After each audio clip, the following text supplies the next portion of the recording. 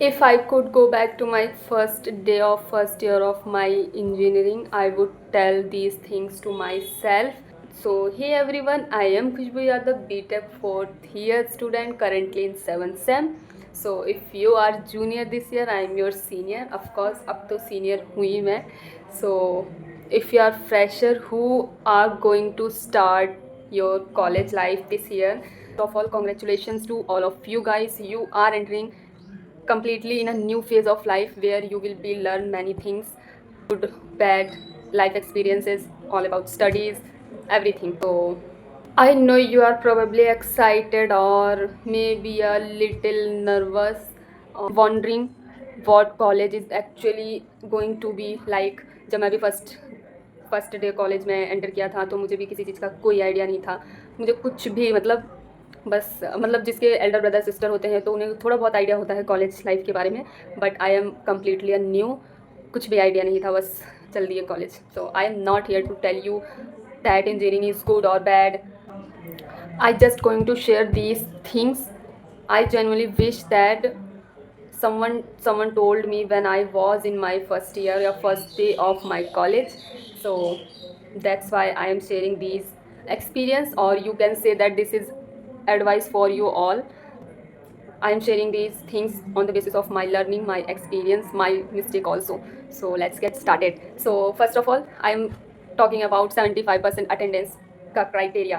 तो गाइज मैं मतलब फर्स्ट ईयर में मेरे लिए तो इतना टफ नहीं था 75% अटेंडेंस को कंप्लीट करना, because I am that person who are attending lectures regularly. मैंने बहुत सारे ऐसे बच्चे भी देखे हैं जिनके फर्स्ट ईयर में भी अटेंडेंस कंप्लीट नहीं हो पाती, तो मे बी आप में से भी होंगे. सो प्लीज़ 75% अटेंडेंस जो है वो मेंटेन करिए. और लाइक जैसे अभी सबके कॉलेज स्टार्ट हो चुके होंगे या होने वाले होंगे, मोस्ट प्रोबेबली लोगों के हो चुके हैं. मेरे कॉलेज में फ्रेशर्स के ओरिएंटेशन सेशन भी ख़त्म हो चुके हैं. तो ओरिएंटेशन सेशन के बाद जब हनीमून फेज़ ख़त्म हो जाता है बच्चों का कॉलेज के साथ, तब असली कॉलेज दिखता है तुम्हें. उसके पहले तो आपको सब अच्छा ही दिखेगा, all about teachers, all about college, सब कुछ आपको बहुत अच्छा लगेगा. So after honeymoon phase you have to face 75% attendance criteria. You have to attending lecture regularly, and if you got college like me, then your life is going to be hell. So be prepared. तो मैं ये कह रही थी 75% attendance जो है उसको criteria को आपको मेंटेन तो करना ही पड़ेगा, पर उससे ज़्यादा करने की ज़रूरत नहीं है. आप इससे अच्छा किसी और चीज़ पे ध्यान दें, क्योंकि कोई फ़ायदा नहीं है. और अगर आप लेक्चर अटेंड कर रहे हैं जिस भी चीज़ का, और मेरे हिसाब से तो आपको कर ही लेना चाहिए. जो हार्ड सब्जेक्ट्स होते हैं उनमें बैक बहुत ज़्यादा आती हैं, तो सिर्फ आप एक दिन पहले यूट्यूब से पढ़ के इसको पास नहीं कर सकते. आई am telling you that thing कि आप नहीं कर सकते पास. मैथ्स हो गया, केमिस्ट्री हो गई और फिजिक्स हो गया, ये सारे सब्जेक्ट ऐसे हैं फर्स्ट ईयर में जिनमें बैक आती हैं. और अगर एक बार आपकी बैक आ गई एक दो सब्जेक्ट में, तो आप प्लेसमेंट के लिए बहुत सारे उसके लिए आप ऐसे क्राइटेरिया से बाहर हो जाएंगे. That's all.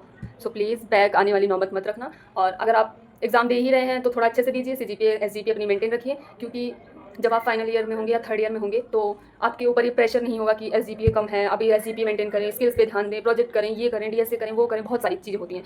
तो if you are maintaining SGPA from first year, so it will be a very good thing for you all.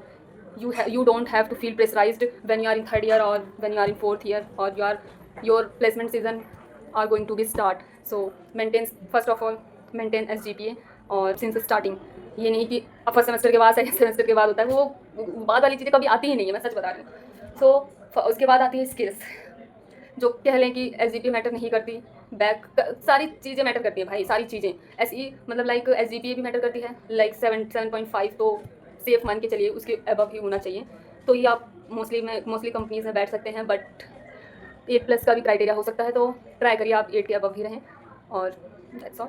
तो ये सब तो था SGPA और 75% अटेंडेंस का क्राइटेरिया. अब आते हैं स्किल्स पे. तो गाइस प्लीज़ फर्स्ट सेम से ही अपनी स्किल्स पे ध्यान दें. वैसे भी सब कुछ ऐसे एकदम कोई गारंटी नहीं है कि आपकी जॉब का क्या है. अभी if you are asking me that you are placed or not, I am telling till now I am not placed. So please ये क्वेश्चन मुझसे मत करना, आप मैंने बता दिया. सो तो आप स्किल्स पे अभी स्टार्टिंग आप एक्सप्लोर करिए. You have to explore all things like in which you are interested, what things are actually in demands, and मतलब कि आपको क्या करना है क्या नहीं. आप फर्स्ट ईयर में एक लैंग्वेज लेके स्टार्ट कर सकते हैं. वैसे तो फर्स्ट सेमेस्टर में मोस्टली C लैंग्वेज होती है, बट आप एक्सप्लोर करिए. और मेरी माने तो आपको जो भी चीज़ सीखना है आप धीरे धीरे फर्स्ट सेमेस्टर से स्टार्ट कर दो. इससे आप अपने थर्ड ईयर में आते आते काफ़ी ज़्यादा क्लियर हो जाएंगे, काफ़ी चीज़ें आपको समझ आ जाएंगी। तो डोंट बी लेट प्लीज़। मैंने भी अपने मतलब कह सकते हैं 7th सेमेस्टर से स्टार्ट किया था, बट मेरे पास ना प्रॉपर गाइडेंस थी, ना मुझे कोई आइडिया था मुझे क्या करना चाहिए क्या नहीं। I have just started YouTube से और भी चीज़ें जो भी था कर दिया था, बट काश मुझे बहुत सारी चीज़ें पहले से पता होती। तो ये थी स्किल्स की और 75% अटेंडेंस। और third thing is that make good friends. शायद मैंने आपको ये बात पहले भी कहा होगा, ये बहुत मैटर करता है। लाइक आपके सराउंडिंग्स अच्छी होनी चाहिए, जहाँ पे आप अपनी पढ़ाई की बातें कर सकें एज़ वेल एज़ अपनी लाइफ की बातें कर सकें। क्योंकि अगर आपकी सराउंडिंग टॉक्सिक होगी तो आपको कोई नहीं बचा सकता, और ज़्यादा लेट हो जाए तो आप खुद भी नहीं बचा पाएंगे आपको।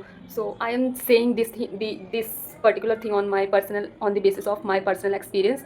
सो make good friends in your batchmate, या you can interact with your seniors, immediate senior, like जो अभी अभी वो आपको अच्छे से एक्सप्लेन कर सकते हैं कि मतलब चीज़ें क्या हैं, क्या चल रही हैं, कैसे होंगी, everything. So you will get proper guidance with from them. तो यू हैव टू इंटरेक्ट। मैं बहुत ऐसी इंसान थी कि मतलब लाइक ये मेरी मिस्टेक कह सकते हैं आप लोग कि आई am not good at interacting with people that time. Like if someone has approached me from his or her side, then I will interact with them, but you have to interact, you have to interact with them. So making connection is very very important in college life. You have to make connection, build genuine connections who are going to teach you, tell you related to tech things, related to your college life. So if I am talking about skills, तो मैं communication skills को कैसे भूल सकती हूँ। तो this is the most important part कि आप कम्युनिकेशन स्किल्स पे ज़रूर ध्यान दें अपने टेक्निकल स्किल्स के साथ साथ। ये सारी मतलब कम्युनिकेशन स्किल्स जितना मुझे अभी तक पता चला है ये बहुत ही मस्ट है, मस्ट। आप इसको इग्नोर नहीं कर सकते। तो कम्युनिकेशन स्किल्स पे भी ध्यान देना गाइस। हाँ, आप मतलब कम्युनिकेशन स्किल्स पे लाइक आप कॉलेज में बहुत सारे कॉम्पिटिशन्स होते हैं, पब्लिक स्पीकिंग हो गया और भी चीज़ें हो गई, आप उसमें पार्टिसिपेट करिए जिससे आपका कॉन्फिडेंस बिल्ड होगा और आपका लाइक कम्युनिकेशन में इंप्रूवमेंट होगी।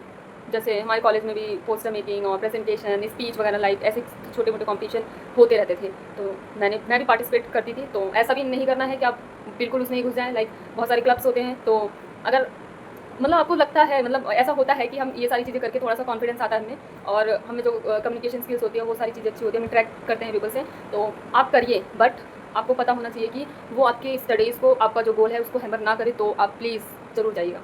और हाँ, मतलब ये अपनी स्किल, कम्युनिकेशन स्किल्स के लिए और कनेक्शंस के लिए बहुत इंपॉर्टेंट चीज़ें होती हैं, तो आपको करनी भी चाहिए। बस अपनी नीड का ध्यान रखते हुए करना। और जो चीज़ आपको प्रेशर फील करवा रही हो, आपको मेंटल पीस ना दे रही हो, तो प्लीज़ उसके लिए मत जाना बस। तो you don't have to enjoy your college life. I am not saying these things. You can enjoy, but as well as you have to focus on your studies for which you are joined college. So don't make studies second priority and enjoyment of your college life first priority. Like अगर जो भी hostel के हैं तो वो नए नए college में जाके उनको वो होता है लाइक उनको लिमिटेड रिसोर्सेज, लिमिटेड मनी मिलते हैं घर से, तो नया सब कुछ देख के कि मुझे ये करना है, मुझे भी वो करना है, वो पार्टी कर रहा है तो मुझे भी करना है। नहीं भाई नहीं, ज़रूरत नहीं है इसकी। आपको अपने अकॉर्डिंग, अपने हिसाब से, अपनी नीड के हिसाब से सारी चीज़ें करनी है। किसी के चक्कर में अपनी चीज़ें ख़राब मत करना, किसी के भी चक्कर में। तो यही सब चीज़ें हैं भाई। अपने फ्रेंड्स के साथ ट्रैवल करो, मेमोरीज बनाओ, बट स्टडीज़ को साथ लेकर चलो। अगर स्टार्टिंग से आप पढ़ाई कर रहे हैं तो आपके लिए इतना टफ भी नहीं होगा, लाइक हो जाएगा अगर आप करेंगे तो, बट करना तो पड़ेगा, बिना करे तो होगा नहीं। सो यस, मैं सेमेस्टर ब्रेक को वेकेशन वाला ब्रेक समझती थी। कभी कभी मैं अपने घर पे चली जाती थी, मतलब गांव में, और कभी कभी मैं रुक जाती थी तो मार होने से। तो इसी वजह से तो अपने सेमेस्टर ब्रेक को वेकेशन मत समझ लेना। वैसे भी बहुत कमी ब्रेक मिलता है, फिर भी आप थोड़ा बहुत इन्जॉय करिए, साथ के साथ नई चीज़ एक्सप्लोर करिए, नहीं तो फिर टाइम का तो वैसे पता ही नहीं चलेगा। आप जब तक एक पहले उसका मतलब exam, first sessional, second sessional, PUT, फिर यूनिवर्सिटी एग्जाम, बहुत सारे ऐसे, आपका 4th ईयर मतलब 4 साल कैसे ख़त्म हो जाएंगे आपको आइडिया भी नहीं रहेगा। तो मैं कह रही हूँ टाइम मैनेज, अपने फाइनेंस को मैनेज करना, और अपनी जो पर्सनल लाइफ और मतलब लाइक जो फ्रेंड वाली लाइफ और जो ये स्टडीज़ वाली लाइफ है उसको मेंटेन करके चलना। ऐसा कुछ नहीं है कि आप बस पूरे टाइम इन्जॉय कर रहे हैं, आपने पढ़ाई कुछ भी नहीं की, तो इट विल हर्ट जब आपके पास टाइम नहीं बचेगा। तो that's all for this video. I hope आप लोगों को कुछ तो चीज़ें समझ आई होंगी, कुछ चीज़ें मिली होंगी। तो अगर you have any doubt you can ask me in the comment section. If you like the video, please like, share and subscribe, and all the best for your life. Bye bye.